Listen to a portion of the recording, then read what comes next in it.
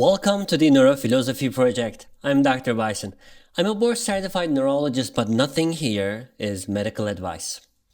Today I want to take you on a kind of a time travel to understand something very slippery: meaning. Let's go back to 14 billion years ago. Yeah, it's going to be a long video, I guess. For billions of years, the universe was just dust and gas, moving, colliding, expanding, but without any meaning, because there was no life to experiencing it, to give meaning into it. Meaning doesn't exist out there. It emerges here, inside a mind. But before we go further, I want to ask something to establish the terms so we are on the same page. Is a sunflower more meaningful or this table? There's no correct answer. Meaning is subjective. I'm aware of that.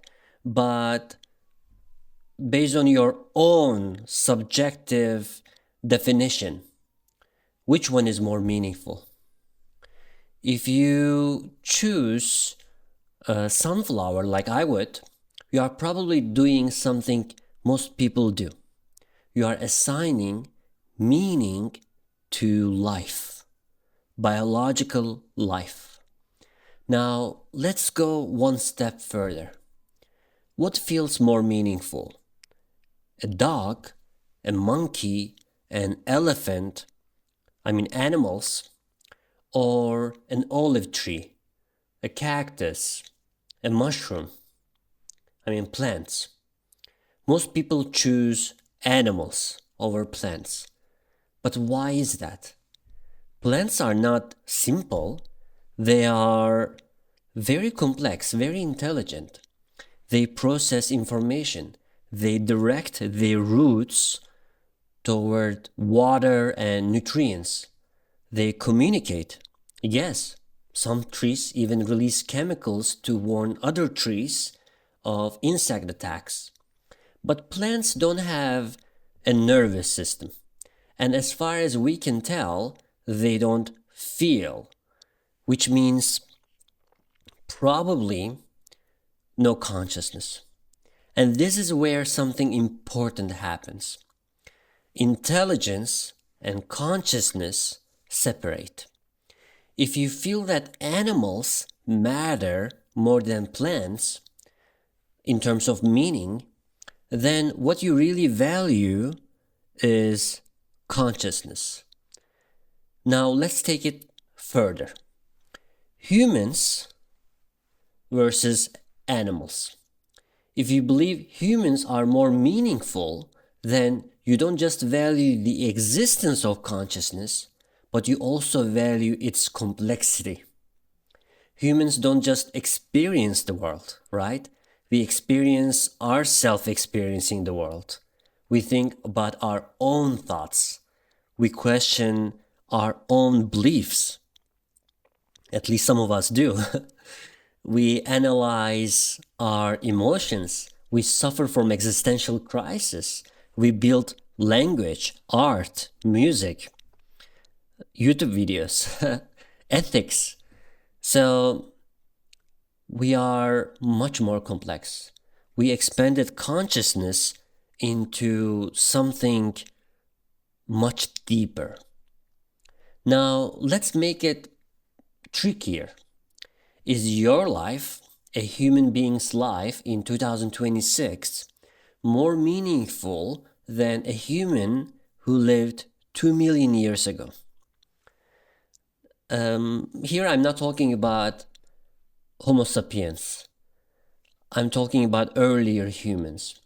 We had Homo erectus before us. They controlled fire. They communicated with each other somehow. We believe so. They survived for nearly 2 million years until we outcompeted them. Before them, there was Homo habilis, and they were even more primitive. So which life is more meaningful?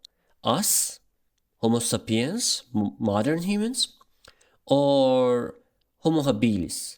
We both are human, we both struggle to survive, but we modern humans have better tools, better adaptation skills, and likely a more complex mind. So probably we are more meaningful, if you are going to be perfectly honest. And yet, only about 5,500 years ago, we had the first civilization. The Sumerians built the first civilization. Think about that. Modern humans existed for roughly 300,000 years. And before we could even reliably pass knowledge forward until, again, recently, we were just existing. We were just walking around, I don't know doing what, but we were definitely not that complex. And once we had civilization, everything accelerated. Science, technology. And in the 1790s, something fascinating happened. A scientist applied electricity to a frog's leg and it moved. That was a big aha moment. The body runs on electricity. I remember when I first saw an electromyography study on a patient in our neurology lab in Cleveland Clinic. It blew my mind. We stimulate a nerve and watch the muscle contract. Then we record the electrical signal of that nerve, and we record it and we see it on a screen, which is really mind-blowing. Now imagine you do the same thing, not on the peripheral nervous system, but in the central nervous system, in the brain. If you place electrodes in the motor cortex, which controls the arm, leg, can you decode the intention of moving an arm? Is it a yes? Is it a no? The answer is, it is already done. It happened. Elon Musk's company Neuralink successfully implanted a brain-computer interface chip in its first human patient. I believe his name is Noland. He was going to several interviews, who was then able to control a computer cursor and play video games such as chess simply by thinking about it. Insane, right? And this is just the beginning. Now imagine enhancing other senses like vision, expanding perception beyond normal human limits, seeing infrared, ultraviolet. I believe they use Bluetooth technology, so in theory, two brains can connect to the same device that allows direct brain-to-brain communication. No speech, no writing, just thoughts. Yes, we call that telepathy. Now, let's talk about memory. Right now, we read and learn very slowly. And once we learn, we forget a lot. If you read a book or listen to a lecture, you would forget most of what you learned. At least in theory, it is possible to enhance memory, to make it expandable. If the speed of neurons, which is something very physical, like sodium goes in, potassium goes out, creates an action potential that travels across the neurons. If you speed up this physical process, at least in theory, cognition should accelerate. So that would mean thinking faster, being smarter. And then future humans have only one last problem left: death, dying. Right now, researchers here in Boston are targeting the biology of aging itself. DNA damage, epigenetic drift, mitochondrial decline, telomere shortening. All of them are potentially modifiable. So in theory, humans could live hundreds of years, which is going to happen at some point. Now, combine everything I talked about: longer life, faster thinking, deeper understanding, better communication. We are talking about something very different from us. We are talking about superhumans. Yeah. And compared to them, we would feel slow.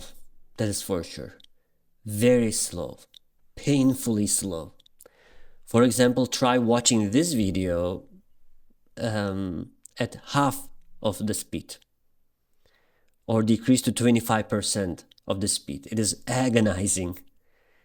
Even when you watch in 2x and then going back to normal is really painful. And that is how we are going to appear to them. Actually, it's going to be much worse. But the real issue is not even speed or intelligence. It is consciousness. Now, let's go back to what we discussed earlier, right? We said we assume animals are conscious, but less than us. We said we assume plants are not conscious, but we were not sure. And the reason why we struggle to define consciousness across species is because they have different biological structures. When you think about it, there is no way for you to prove that another person is conscious. For example, there's no way for you to prove that I am conscious. You just know that you are conscious, and you assume that I am conscious too, just because our brains, different people, have brains that look very similar. Now imagine future humans with their enhanced brains that are integrated with machines. I mean, with all that modifications, they would have different hardware that would ultimately cause different subjective experience. Their consciousness will probably be different. At that point, we are no longer the same kind of beings anymore. Yeah. We won't even be like a caveman to them, because the brains are going to be different. We might be closer to pets. Yeah, that is how we are going to be for them. And now, as I always do, we cross into the dark side, asking the hard, uncomfortable questions. Neurophilosophy. How do you treat your pets? How do you treat animals? Chickens, pigs, fish, insects. How do you treat them? Now imagine a superhuman, a being far more intelligent than us, asking the same question about us. Would they include us in their decision making, you think? Would we participate in their elections, for example? Would they tolerate our limitations, our slowness, our stupidity? Would they tolerate that? If they choose to control us, to use us, and I don't even know how they can use us, probably it is going to be for their entertainment only, but would that be wrong even if they do so? And I'm I'm not even asking if that is what they would do. I'm asking if that is what they would do, would it be morally wrong? Because when I look at how we treat less intelligent, less conscious beings, I don't have a clear answer, if you know what I mean. I'm leaving it here for now. If you would like to continue this conversation with me, I'm building a small community. I'll drop a link below so we can continue from there. And as always, thank you for being part of the Neurophilosophy Project. Reflect on this. We'll go deeper next time.